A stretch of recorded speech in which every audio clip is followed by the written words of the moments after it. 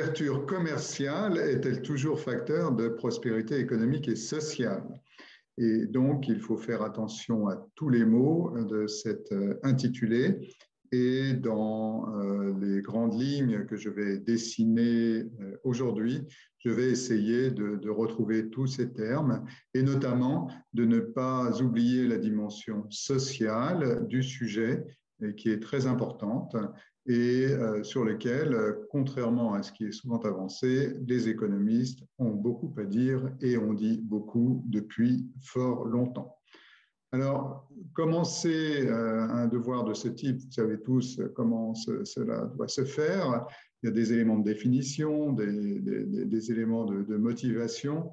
Je crois que sur la question de l'ouverture commerciale, il faut s'entendre sur les termes. C'est très important. Donc, l'ouverture commerciale a, à mon sens, trois déclinaisons possibles qui sont complémentaires et aucune d'entre elles ne doit être oubliée si on veut évoquer ce sujet de façon complète. Alors, la première à laquelle tout le monde pense, bien sûr, c'est la question des droits de douane. Dans certaines copies, on retrouvera le mot tarif, qui est un anglicisme, donc c'est bien des droits de douane dont nous parlons. Et l'ouverture commerciale, ça veut dire d'abord, d'une certaine façon, la baisse des droits de douane. La deuxième dimension qui doit être prise en compte, c'est la question des règles. Et ça, c'est très, très important. En réalité, l'ouverture commerciale, tout le travail qui est fait à Genève, à l'Organisation mondiale du commerce, eh bien, c'est aussi un travail de règles. C'est donc d'encadrer le commerce international avec une certaine forme de code de bonne conduite auquel chaque pays membre de l'organisation doit se plier. Et s'il ne s'y plie pas, et c'est la troisième dimension, après les droits de douane et les règles, s'il ne s'y plie pas, eh bien, il y a un ensemble d'institutions qui existent, qui essayent de faire en sorte que le pays s'ajuste si ses politiques économiques ne sont pas compatibles avec les règles, avec l'ensemble des règles juridiques au niveau international qui ont été signées. Donc les institutions qui sont à l'intérieur de l'Organisation mondiale du commerce, c'est au fond ce qui marche le mieux dans l'Organisation mondiale du commerce, ou ce qui marchait le mieux jusqu'à une date récente, puisque maintenant l'organe d'appel des panels est quelque chose qui est bloqué en raison des décisions américaines dont vous avez peut-être entendu parler, mais ça n'est pas le cœur du sujet. Donc, définition, ouverture commerciale, ça veut dire réduire les tarifs, ça veut dire mettre en place un ensemble de règles, de bonnes pratiques commerciales, et puis enfin, un ensemble d'institutions pour faire respecter ces règles. Et donc tout ça s'est mis en place progressivement depuis l'après-Seconde Guerre mondiale avec donc un point d'arrivée qui est la conférence de Marrakech en 1994, qui a donné lieu donc à la création de l'Organisation mondiale du commerce début donc 1995, en remplacement de ce qui n'était qu'un secrétariat en réalité, secrétariat dit du GATT, l'accord général sur les droits de douane et le commerce. Et vous vous rappelez peut-être, mais tous ces détails ne sont pas nécessaires dans une copie, que si on avait simplement cet accord et ce secrétariat, c'est tout simplement parce que les États-Unis, à la conférence de la Havane, n'avaient pas souhaité s'engager dans la création d'une organisation internationale du commerce au moment où le GATT a été lancé. Donc voilà pour cette définition de l'ouverture commerciale. Le deuxième point de motivation, je pense, c'est cette histoire de phase d'ouverture et de prospérité. Alors, il y a une grande littérature là-dessus, mais essentiellement, ce que l'on peut dire pour résumer, c'est que les phases d'ouverture, historiquement, ont plutôt été associées à des phases de prospérité économique et à l'inverse, les phases de refermeture, d'isolement, de protectionnisme ont plutôt été associée à une moindre prospérité. Mais la causalité n'est pas du tout établie entre l'une et l'autre de ces deux choses. Hein. C'est tout à fait possible que c'est parce qu'il y a prospérité qu'on a pu se permettre l'ouverture commerciale. C'est parce qu'il y a eu des fortes récessions, des crises économiques fortes que le protectionnisme est apparu, plutôt que la causalité inverse. En fait, la causalité n'est pas bien établie dans la littérature. Il y a simplement cette corrélation entre des phases d'ouverture et des phases de prospérité économique. Et faites attention au point que je n'ai pas mentionné ici, la prospérité sociale. Mais à côté de cette corrélation, qui est une sorte de moyenne, il y a des épisodes ou des expériences qui nous disent des choses différentes. Et j'en citerai simplement une, c'est l'idée que dans certains cas, dans certaines conditions, la main visible de l'État, pour faire le pendant de la main invisible d'Adam Smith, mais ça avait été mentionné comme ça par la Banque mondiale, la main visible de l'État a aidé par des politiques très protectionnistes, très interventionnistes, à développer la Corée du Sud, avec le succès que l'on connaît. Donc c'était un mix de technologie américaine pour des raisons géopolitiques et de main visible de l'État coréen qui a amené donc cette économie au niveau où elle est aujourd'hui. Donc c'est le contre-exemple où la prospérité n'a pas été fondée, c'est le moins qu'on puisse dire, au moins au départ, sur donc l'ouverture commerciale. Alors, le point suivant, c'est vraiment de ne pas oublier dans l'énoncé la question des conséquences sociales. En réalité, il y a une forme de fatigue de la mondialisation au sein des pays occidentaux, c'est-à-dire une partie non négligeable de la population pense que les difficultés qui sont rencontrées sont des difficultés qui sont liées à la mondialisation. Et quand on regarde les sondages, comme par exemple au niveau européen les sondages Eurobaromètre, eh bien, on s'aperçoit qu'une partie importante de la population, c'est différent selon les pays, c'est un peu plus en France, voit dans la mondialisation pas simplement, et puis donc l'ouverture commerciale, pas simplement des gains, mais aussi des risques, des menaces sur l'entreprise dans laquelle je travaille, des menaces sur mon emploi, des menaces sur les emplois des personnes qui m'entourent. Donc ça, c'est très présent, cette inquiétude par rapport à l'ouverture commerciale. Et c'est l'autre face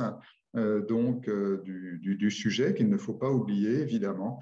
On a d'un côté des gains qui se traduisent en prospérité économique, et je vais les détailler dans une première partie. Et puis, on a ensuite des coûts au niveau social, des coûts d'ajustement qui sont importants, qui peuvent être différents à différentes époques, mais qui doivent être traités, et que je traiterai dans une deuxième partie. Et je ne sais pas si on a le droit de faire des plans en trois parties, mais si jamais cela a été autorisé, eh bien, je ferai volontiers une troisième partie où on repense l'ouverture commerciale, où on repense donc ce grand mouvement en essayant de dire qu'est-ce qu'on aurait pu faire en plus pour améliorer les choses et qu'est-ce qu'on peut faire encore aujourd'hui pour améliorer les choses, pour faire en sorte que la prospérité économique associée, à défaut de dire apportée, associée à l'ouverture commerciale, ne se traduise pas par des coûts sociaux conduisant une partie de la population, donc les perdants, pour faire vite, à rejeter l'idée d'ouverture commerciale. Donc voilà ce point, ce plan en trois parties. Donc les vecteurs de prospérité économique associés à l'ouverture commerciale, ça sera ma première partie. La deuxième partie, le fait que le commerce ne garantit pas le progrès social. Et on va voir que les économistes l'ont dit depuis longtemps, contrairement à ce que certains prétendent. Et puis enfin, comment pourrait-on repenser l'ouverture commerciale pour que les éléments de prospérité économique qui sont associés à des coûts d'ajustement ne se traduisent pas par des difficultés sociales dans les pays ayant choisi l'ouverture. Donc voilà, ce n'est pas très original ce type de plan, mais je pense que ça couvre complètement le sujet. Alors, on va commencer, si vous voulez bien, par la première partie que j'intitulerai volontiers, donc les vecteurs de prospérité économique associés à l'ouverture commerciale. Alors là, il est toujours bon de citer quelques grands auteurs pour montrer qu'on connaît non seulement l'histoire, mais aussi la théorie économique. Et en réalité, il y a trois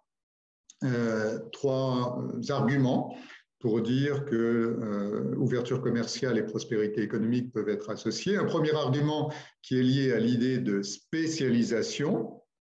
Un deuxième argument, je vais les détailler ensuite, qui est lié à l'idée de variété, de choix, si vous préférez. Et puis un troisième élément qui est lié à l'idée d'efficience, d'efficacité économique, de productivité.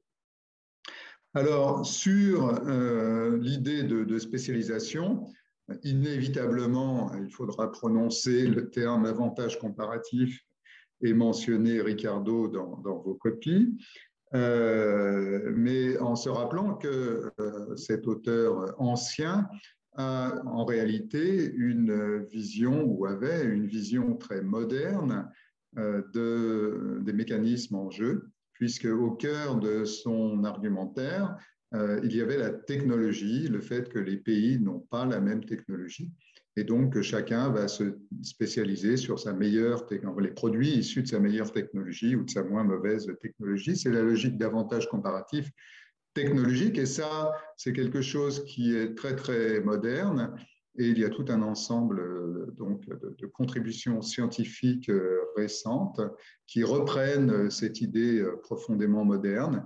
Et donc, vous en avez peut-être entendu parler, auquel cas il faudrait citer ce travail. La contribution moderne, celle des années 2000, si vous voulez, c'est celle de Jonathan Eaton et Sam Kortum, qui reprennent en fait, dans un cadre mathématique un peu plus compliqué, les idées de Ricardo, qui consistent à dire finalement que eh bien, les pays vont se spécialiser en fonction des différences de technologie. Alors, il y a également, pour expliquer la spécialisation des pays, des éléments plus exogènes qui sont les dotations en ressources des pays, la dotation en soleil des pays qui fait que vous allez exporter plus de tourisme ou plus d'ananas, et la dotation en ressources minières, la dotation en ressources énergétiques, la dotation en travail non qualifié, en travail qualifié, etc. Donc, tous ces éléments sont ceux qui ont été repris par des auteurs dont vous avez entendu parler, qui sont Heckscher et Olin. Et puis, plus proche de nous, l'idée de variété que j'ai mentionnée. Et donc là, on n'est plus dans la spécialisation, mais dans le fait que commercer, échanger au niveau international, ça permet d'avoir plus de variété, à la fois pour le consommateur, qui a un choix plus grand, mais aussi pour le producteur, qui a un choix plus grand en matière de consommation intermédiaire, de composants, d'input. Et tout ceci est source de bien-être pour le consommateur, de plus grande utilité parce que le choix est plus grand, et pour le producteur parce qu'il va trouver des composants qui sont plus proches des spécifications dont il a effectivement besoin. Et cette idée a été avancée en 1979 par Paul Krugman. C'est évidemment l'autre papier, l'autre contribution scientifique très importante à citer dans votre copie. Si vous avez cité les grands anciens, il faut absolument penser à Krugman, qui a quand même été prix Nobel et qui a eu la moitié de son prix Nobel pour cette idée de variété, de plus grande variété grâce au commerce international. Et puis, j'ai dit qu'il y avait la spécialisation, j'ai dit qu'il y avait la variété. Eh bien, il y a un troisième élément qui est l'efficience, troisième source de gain, de prospérité économique, qui est l'efficience. Et ça, donc, c'est ce qu'on appelle la nouvelle théorie du commerce international. Je ne bégaye pas, c'est bien la nouvelle théorie du commerce international. Voilà, et donc il y a une troisième source de prospérité à prendre en compte, qui est l'efficience économique. Et cette idée qui relève de ce qu'on appelle la nouvelle théorie du commerce international a été avancée par Mark Mellitz. Et c'est une idée au fond assez simple qui peut se résumer de la façon suivante. Il suffit de considérer que les entreprises sont toutes différentes, ont des niveaux d'efficacité, de productivité différentes. Et donc, dans la mesure où exporter, ça comporte des coûts, eh bien, seules les plus efficaces, les plus productives vont pouvoir exporter.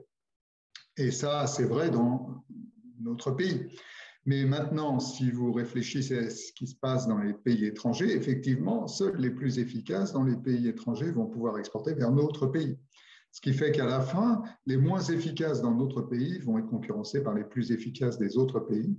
Et donc, l'ouverture au commerce international va permettre à nos entreprises les plus efficaces de se développer et va conduire en contrepartie nos entreprises les moins efficaces dans chaque industrie à péricliter, voire disparaître. Certaines ne pourront pas aller plus loin que le marché national et devront se contenter des consommateurs nationaux, ne pourront pas exporter, et puis d'autres vont juste disparaître.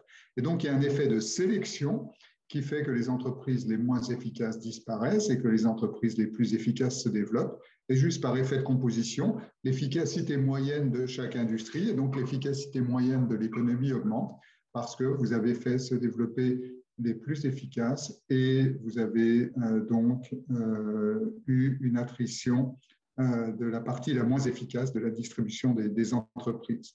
Donc cette idée de Mark Mellitz a été reprise à l'envi dans la littérature. Elle a été prouvée des centaines de fois sur le plan empirique et donc se résume simplement en disant que l'ouverture commerciale permet de faire se développer les entreprises les plus efficaces et de faire disparaître les entreprises les moins efficaces. Voilà, donc les trois vecteurs de prospérité économique, je les résume. Donc l'idée de spécialisation, l'idée de variété et l'idée d'efficience. Et si je voulais résumer d'une formule ces trois vecteurs de prospérité économique, ça n'est jamais mauvais de mettre une formule simple pour résumer tout ce qu'on vient de dire. Eh bien, l'ouverture commerciale, ça donne plus, ça permet plus de choix moins chers d'une certaine façon. C'est ça, c'est plus de choix moins chers. Alors ça, c'est donc les mécanismes en jeu. Et en plus de ces mécanismes en jeu, il y a eu un certain contexte, des éléments contextuels qui, dans la période qui a été jusqu'à la grande crise financière, ont permis à ces mécanismes de jouer pleinement. Et donc là, je vais être assez bref puisque tout ça est bien connu de tout le monde. C'est l'idée qu'il y a une réduction, il y a eu une réduction des coûts au commerce phénoménale sur la période commençant après le premier choc pétrolier et allant donc jusqu'à 2007-2008, et qui a été le résultat de trois évolutions à caractère technique, institutionnel, etc. Donc le premier, c'est la chute des coûts de transport du fait de la conteneurisation donc du transport, donc la mise en place des porte-conteneurs de plus en plus grands, la création de ports permettant de les accueillir, la mise en place de toute une chaîne logistique permettant donc de gérer les flux à partir de conteneurs standardisés. Tout ça a fait baisser terriblement les coûts au commerce et donc a favorisé le commerce et donc a favorisé les trois mécanismes que j'évoquais précédemment. Il y a eu en même temps une baisse importante des droits de douane du fait des cycles de négociations multilatérales successifs à l'Organisation mondiale du commerce. Et le dernier qui a été un succès, c'est celui dont j'ai déjà parlé, c'est celui qui s'est terminé à Marrakech en mars 1994, qui a été mis donc en route à partir de janvier 2005, avec une phase de mise en place de 10 ans, donc de 1er janvier 1995 au 1er janvier 2005. Et au milieu oui, à peu près au milieu de cette période de mise en place de 1995 à 2005, eh bien, il y a eu l'entrée de la Chine à l'OMC en 2001, qui a été un choc énorme dont nous allons reparler dans un instant. Donc ça, c'est la baisse des droits de douane, donc je récapitule, la conteneurisation, la baisse des droits de douane, et enfin, la troisième raison, vous l'avez dans votre poche, ou peut-être pas pendant le concours, mais vous aurez le droit de le rebrancher quand vous sortez, c'est Internet. Et donc Internet qui a permis de gérer les chaînes logistiques en temps réel à coût à peu près nul. Et évidemment, ça fait une grande différence. Alors, si on voulait faire un parallèle historique pour parler de tout ce que je viens de dire, on a eu une phase de mondialisation qui ressemble beaucoup à celle que nous avons connue jusqu'à la grande crise financière. C'est celle du grand 19e siècle au sens des historiens, avec le remplacement des bateaux à voile par les bateaux à vapeur.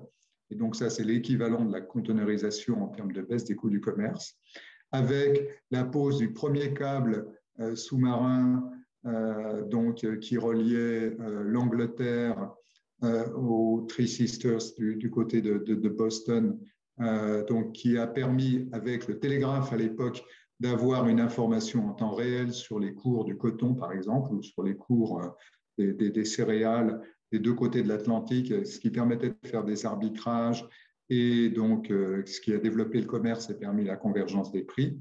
Et puis la baisse des droits de douane aussi à cette époque, même si après tout ceci s'est assez mal terminé comme on le sait. Voilà, donc je reprends sur les vecteurs de prospérité économique pour résumer mon propos. On a eu donc des mécanismes qui sont la spécialisation des pays, la variété offerte aux consommateurs et aux producteurs, et puis l'efficience plus grande des firmes. Et tout ceci a été favorisé par la réduction des coûts au commerce, c'est-à-dire la conteneurisation, la baisse des droits de douane et finalement Internet. Voilà, donc ça c'est ma première partie qui concerne les vecteurs de prospérité économique. Alors, on passe maintenant à la deuxième partie et la transition idéale entre cette première et cette deuxième partie, c'est ce que j'ai dit sur l'entrée de la Chine en 2001 à l'Organisation mondiale du commerce, qui est utilisée en fait comme point focal de la question des conséquences sociales du commerce, de l'ouverture commerciale dans la littérature. Donc ma deuxième partie, ça sera le commerce ne garantit pas le progrès social. Alors l'idée est toute simple, et en fait l'idée, elle était déjà présente chez Ricardo, qu'on a cité, elle était déjà présente chez Heckscher et Olin, qu'on a cité, elle était déjà présente chez Bellitz, qu'on a cité. L'idée, c'est que le commerce fait des gagnants et des perdants. Les économistes n'ont jamais dit le contraire, contrairement à l'idée que beaucoup s'en font, que beaucoup de commentateurs s'en font. Les économistes, dès le départ, ont dit que le commerce est source d'un gain global, d'un gain macroéconomique, d'un gain pour l'économie dans son ensemble, mais ce gain, c'est la conséquence en fait d'une réallocation des ressources au sein des économies, au sein des pays. Et réallocation des ressources, ça veut dire qu'il va falloir transférer des salariés, des travailleurs d'un emploi dans l'autre, et ça c'est toujours difficile, ça peut être douloureux, ça peut prendre du temps. Et ça veut dire qu'il va falloir transporter du capital d'un secteur dans l'autre. Et très souvent, ce n'est pas possible. Il y a du capital qui est détruit. Et donc, tout ça est rendu plus difficile encore quand il y a beaucoup de friction sur le marché du travail, quand il y a beaucoup de friction sur les marchés des capitaux, quand l'accès au crédit est difficile, quand la requalification des travailleurs est difficile.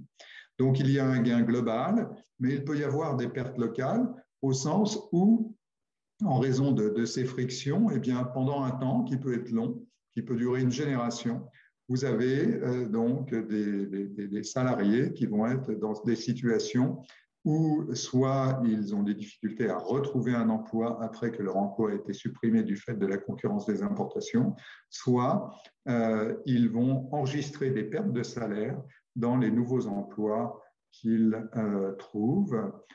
L'exemple que l'on donne généralement, c'est que vous travaillez dans l'industrie, dans un secteur donc, où les syndicats sont très présents, Et donc vous perdez votre travail dans votre entreprise industrielle qui souvent est grande, donc qui offre des salaires plutôt plus élevés que la moyenne des entreprises, avec donc un encadrement syndical des négociations salariales, et vous retrouvez un emploi, par exemple, dans les services.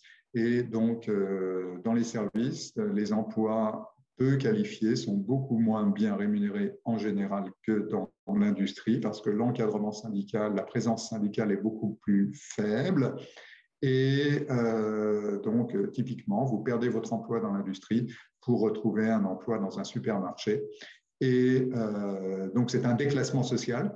Et ce déclassement social est très bien perçu par les perdants. Et donc, ce n'est pas juste un déclassement en termes de salaire, c'est un déclassement social. Votre statut social baisse parce que vous étiez d'une certaine façon dans un assez bon emploi et vous retrouvez dans un emploi beaucoup plus précaire avec des conditions de travail plus pénibles éventuellement. Et donc, tout ça est très, très fortement ressenti par les perdants.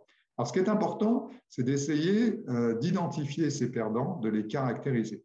Et ça a été beaucoup fait dans la littérature. Ça a été beaucoup fait notamment aux États-Unis par un auteur qui s'appelle David Autor, et donc qui a utilisé le choc chinois, comme il dit, pour essayer d'identifier quels sont les perdants aux États-Unis et les compter au fond. Hein, quel est le nombre de perdants aux États-Unis du fait de la concurrence chinoise.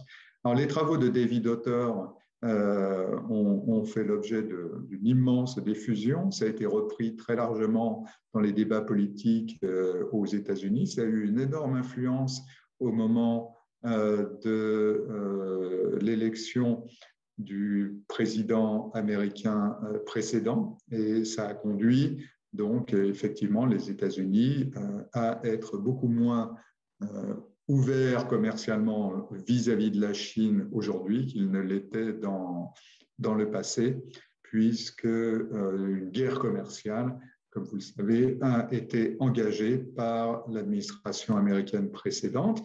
Et donc l'administration américaine actuelle n'a pour l'instant pas vraiment relâché la pression sur la Chine de ce point de vue. Alors, que fait David Autor? Eh bien, il va regarder ce qu'on appelle les marchés locaux du travail. On a l'équivalent en France, hein, et d'ailleurs ce travail a été aussi reproduit en France. En France, ça s'appelle des zones d'emploi. Les zones d'emploi, c'est défini par l'INSEE. Donc, c'est l'espace dans lequel vous vous déplacez avec les moyens de transport en commun ou avec votre voiture pour travailler. Et donc, c'est des périmètres comme ça qui sont définis en fonction des habitudes de transport et des capacités de transport, d'infrastructure, de transport dans chacune des régions. Donc, c'est des groupements de municipalités. Donc, par exemple, vous allez avoir le plateau de Saclay qui va être une zone d'emploi. Vous allez avoir une zone d'emploi autour de Lille, etc. Donc, vous avez tout un ensemble de plusieurs centaines de zones d'emploi comme ça en France et aux États-Unis. Et donc, ce que fait David Autor, c'est de définir chacune de ces zones d'emploi un petit peu comme des îles, au sens où quand vous êtes dans une zone d'emploi, eh bien, on peut faire l'hypothèse, sans trop se tromper, que ça va être difficile d'en bouger.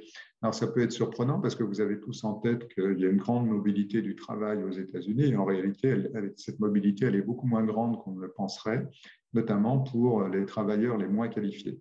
Et donc, quand vous êtes dans une zone d'emploi, si cette zone d'emploi est affectée par un choc commercial du fait de la concurrence chinoise, eh bien, vous allez perdre en salaire, vous allez perdre en opportunités d'emploi, etc. Et donc, c'est le travail qui a été fait par David Autor et d'autres, et le chiffrage qui a été très repris aux États-Unis. Donc, le point, c'est qu'on peut très facilement caractériser les perdants dans ces zones d'emploi. Les perdants dans ces zones d'emploi sont des travailleurs qui ont des caractéristiques particulières.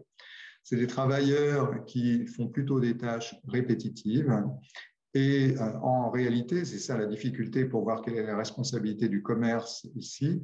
Comme ils font des tâches répétitives, eh bien, les tâches peuvent être soit délocalisées, et donc là, c'est le commerce qui est en cause, soit robotisé, et à ce moment-là, c'est le progrès technique qui est en cause. Et donc, c'est cette catégorie de travailleurs qui fait des tâches répétitives et codifiables est une catégorie de travailleurs qui va être victime à la fois du commerce et du progrès technique. Et pourquoi le débat aux États-Unis et le ressenti de la population américaine et le ressenti au Royaume-Uni avec le Brexit et puis le ressenti aussi en France et dans d'autres pays européens est-il aussi fort contre le commerce international par une partie de la population? Eh bien, c'est simplement que, comme il est difficile de distinguer ce qui relève de l'impact du progrès technique, j'ai perdu mon emploi à cause de la robotisation, ou j'ai perdu mon emploi à cause de la délocalisation, eh bien, les politiques se sont emparés du sujet, au moins une partie d'entre eux, et on fait une caricature de la situation dans laquelle c'est le commerce international qui est en cause et pas la combinaison du commerce international et du progrès technique, d'une certaine façon. Quoi qu'il en soit, donc, on a des perdants, et ce que ne sait pas faire le commerce international, c'est indemniser les perdants. Le commerce international, l'ouverture commerciale génère des gains globaux, fait des gagnants et des perdants. Et ensuite, qui doit s'occuper des perdants d'une certaine façon? Ce sont les politiques publiques. Et donc, les politiques publiques sont là pour identifier les perdants, pour les accompagner, pour les compenser. C'est évidemment très difficile. Il y a des pays qui réussissent mieux que d'autres. Et donc, selon la plus ou moins grande réussite des pays et des institutions dans cet accompagnement des perdants, dans cette compensation des perdants, eh bien, il va y avoir un ressenti plus ou moins négatif par rapport à l'ouverture commerciale. Donc, par rapport à la question, l'ouverture commerciale est-elle toujours facteur de prospérité économique et sociale? J'insiste sur le point que le commerce ne garantit pas le progrès social. Pour que le commerce et le progrès social marchent du même pas, il faut que le commerce qui s'accompagne de la prospérité économique soit aussi encadré par un ensemble d'institutions qui font de la redistribution vers les perdants, et pas que de la redistribution de revenus, mais aussi de la redistribution des chances pour que les perdants aient les cartes en main pour retrouver des emplois de bonne qualité. Donc ça, c'est vraiment la première dimension qu'il faut évoquer dans vos copies sur le fait que le commerce ne garantit pas le progrès social. Et puis il y a une deuxième dimension qui devient de plus en plus importante, c'est le fait qu'on n'intègre pas ce que les économistes appellent les externalités dans le calcul économique quand on parle des gains d'ouverture commerciale. Donc les externalités sociales, je viens d'en parler, c'est qu'il y a des perdants, donc ça c'est une externalité sociale, mais il y a aussi des externalités climatiques. Le fait que le carbone n'est pas taxé globalement au niveau international, et donc comme le carbone n'est pas taxé au niveau international, ben, c'est une externalité, les émissions, le climat. Et donc, comme cette externalité n'est pas internalisée, d'une certaine façon, on commerce trop par rapport à l'optimum social. Et puis, il y a une troisième catégorie d'externalités, externalités sociales climatiques. Et la troisième catégorie, ce sont les externalités que j'appellerais sociétales, qu'on a découvert au moment de la pandémie, qui ont le fait que la conséquence de décisions microéconomiques parfaitement justifiées, parfaitement optimales des entreprises, ça peut être qu'à un certain moment, certains médicaments ne vont plus être fabriqués, certains équipements médicaux ne vont plus être disponibles, les entreprises n'ont pas nécessairement investi dans les bons vaccins, etc.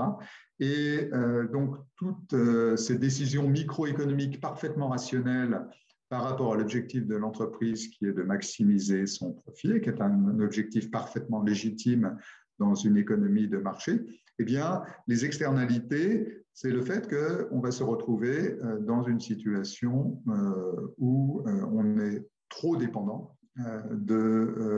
d'importations pour un petit nombre d'items. Et donc ça, c'est ce qu'on va appeler une externalité sociétale que l'on peut vouloir corriger. On va en parler dans la troisième partie.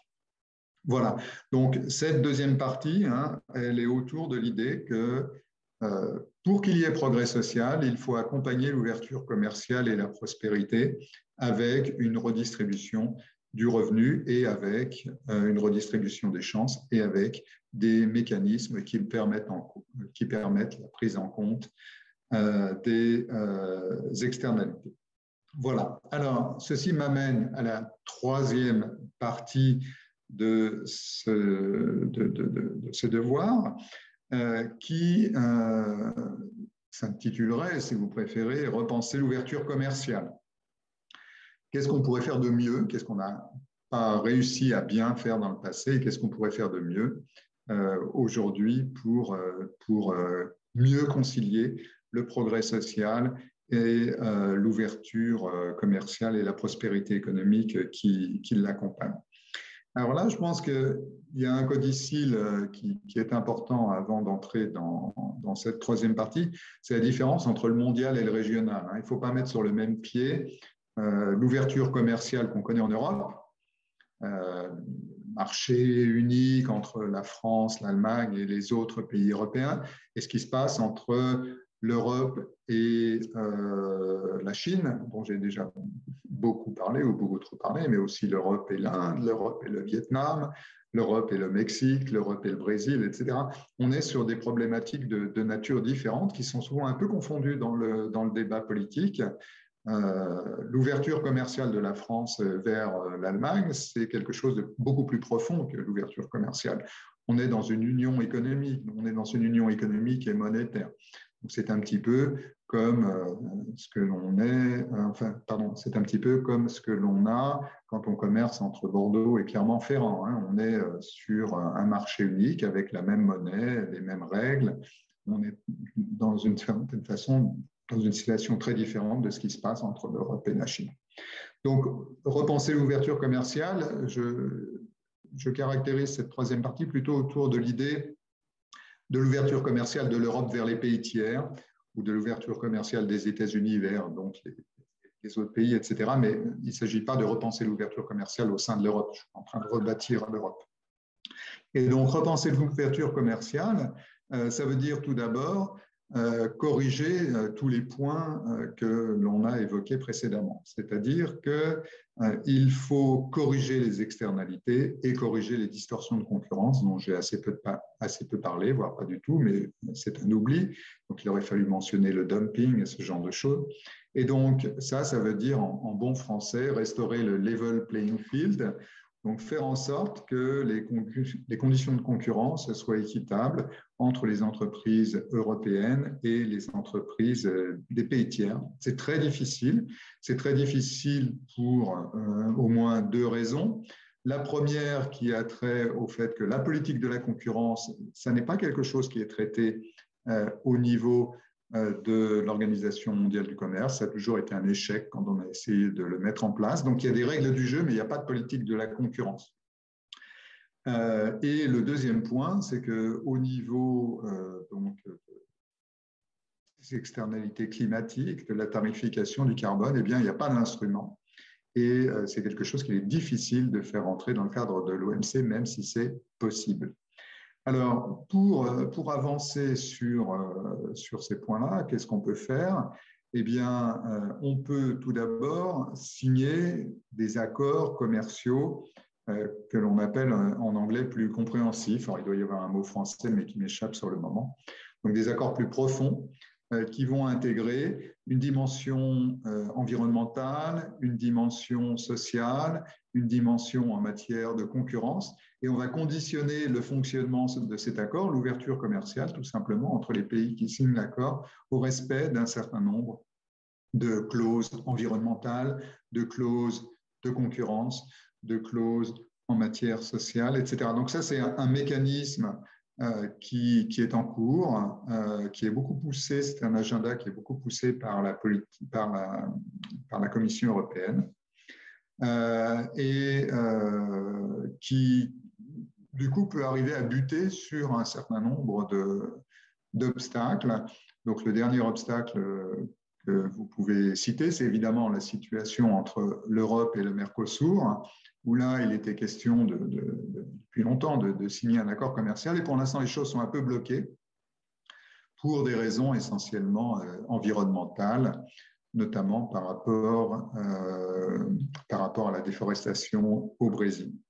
Donc, il s'agit, dans ces accords commerciaux compréhensifs, d'aller beaucoup plus loin que la baisse des droits de douane, mais d'intégrer donc les dimensions que j'ai évoquées tout à l'heure pour s'assurer que les externalités du commerce, externalités sociales, externalités climatiques, au moins soient prises en compte. Quant aux externalités sociétales dont j'ai parlé, eh bien, elles doivent être corrigées ou elles peuvent être corrigées avec d'autres politiques. Et là, on rentre dans la zone de grand danger, puisque ces autres politiques, souvent, s'appellent des subventions. Et donc, sur, par exemple, les batteries, sur les microprocesseurs, sur un certain nombre de médicaments, eh bien, on commence à déverser, notamment en Europe, mais pas uniquement, d'importantes subventions pour essayer de retrouver donc l'activité industrielle qui manque ou qui manquera en fonction de l'évolution des technologies. Et donc là, nous avons un cadre qui a été imaginé par la nouvelle Commission européenne et donc qui a été bien présenté par von der Leyen, qui est tout simplement cette idée de comment ça s'appelle, donc d'autonomie, pardon, je cherche un français, d'autonomie stratégique ouverte. Bon, autonomie stratégique, ça veut dire donc qu'on essaye de combler les éléments sociétaux que j'évoquais, en y ajoutant de la technologie, bien sûr.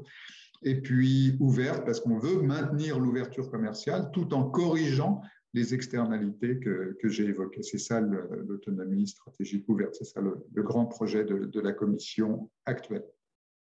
Donc voilà le premier volet quand il s'agit de repenser l'ouverture commerciale. Mais repenser l'ouverture commerciale, et c'est le deuxième volet, j'en aurai fini, repenser l'ouverture commerciale, ça ne veut pas juste changer les règles du commerce, ça on vient de le faire en disant voilà, on va restaurer le level playing field, on va essayer de mettre des éléments nouveaux dans les accords commerciaux. Repenser l'ouverture commerciale, ça veut dire aussi repenser les institutions dans nos pays qui permettent d'accompagner l'ouverture commerciale et qui permettent de faire en sorte que, ou qui devraient permettre de faire en sorte que la prospérité économique qui va avec l'ouverture commerciale se traduise en une prospérité pour tous. Et en tout cas, essayer de limiter les pertes des perdants, essayer de mieux compenser les perdants, essayer de mieux préparer les futurs perdants aux évolutions technologiques et commerciales qui menacent leurs emplois. Donc, il faut changer les institutions. C'est évidemment très, très difficile pour des raisons d'économie politique, pour des raisons de coût aussi, pour avoir des institutions sur le marché du travail, et puis aussi des institutions en matière de financement des entreprises, mais ça, c'est plus un problème dans les pays en voie de développement que dans les pays avancés, pour donc mieux préparer l'économie à ces changements impliqués par l'ouverture commerciale. Voilà, donc en conclusion, la prospérité économique a souvent été associée à l'ouverture commerciale, même s'il y a quelques contre-exemples, ce qui ne veut pas dire que le commerce garantit le progrès social. Pour que le commerce et le progrès social aillent de pair, eh bien, il faut que les institutions suivent. Et donc, pour que cela soit le cas dans nos économies, il va probablement être nécessaire de repenser l'ouverture commerciale selon les lignes que j'ai décrites. Et c'est en tout cas nécessaire si l'on souhaite une plus grande adhésion de la population à l'idée d'ouverture commerciale. Et donc, si on veut éviter cette fatigue de la mondialisation. Voilà, je vous remercie.